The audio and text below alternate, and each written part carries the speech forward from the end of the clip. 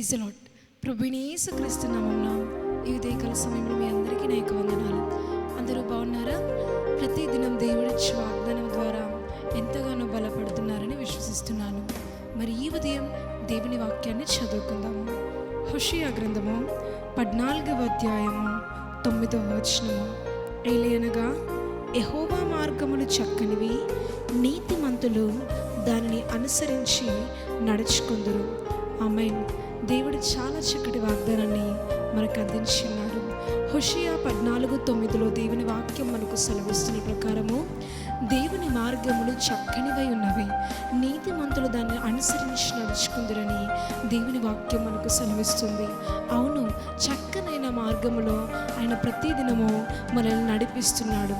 కనుక నీతిని మనం కలిగి ఉంటే కుడికైనను ఎడమకైనను త్రొట్టెలక అనుదినము ఆయన మార్గములో నడుచుకుంటూ ఆయన త్రోవల్ని మనం అనుసరించేలా తప్పక దేవుడు మన జీవితంలో మేలుని కలుగజేస్తాడు.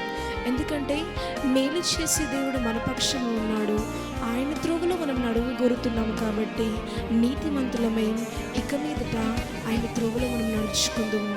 దేవుడి ఉదయకాల సమయంలో మనతో ఎంతో చక్కటి మాట మాట్లాడాడు. కాబట్టి ఇన్ని రోజులు ఒకవేళ మనం ప్రయాణించిన మన ఈ జీవిత ప్రయాణంలో ఆయన త్రోవలో నడవక కుడికైనను ఎడమకైనను త్రొట్టెలే ఎన్నో మన జీవితంలో మనల్ని మనం నష్టపరుచుకున్నామేమో.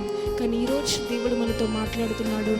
నీతిని కలిగి ఈ దినము నుండి మన ఆలోచనలు, మన మార్గములు, మన స్వంత ఆలోచనలో కాకుండా దేవుని త్రోవలో ఎంతో దేవుని ఆలోచనలు నడవడం ప్రారంభిద్దాము. దేవుని మేలును మనం పొందుకుందాము. ఆమేన్. ప్రార్థన చేసుకుందాం. పరలోకమందున్న మా తండ్రి, నీకు మహిమ కలుగును గాక. ఈ ఉదయకాల సమయంలో ఎంతో చక్కటి వాక్యాన్ని మాకు అందించి మమ్మల్ని బలపరిచినందుకు నీకు స్తోత్రాలు చెల్లించుకుంటున్నాను. ఈ వాక్యం ఎంతమంది అయితే విని విశ్వసించారు వారందరి జీవితంలో మీరు మేళ్ళని మీరు దయచేయండి. మహిమ, ఘనత, ప్రభావములు చెల్లించుకుంటాం. ప్రభు యేసుక్రీస్తు నామములో అడిగి బతులాడి వేడుకొంచున్నాం తండ్రి. ఆమేన్.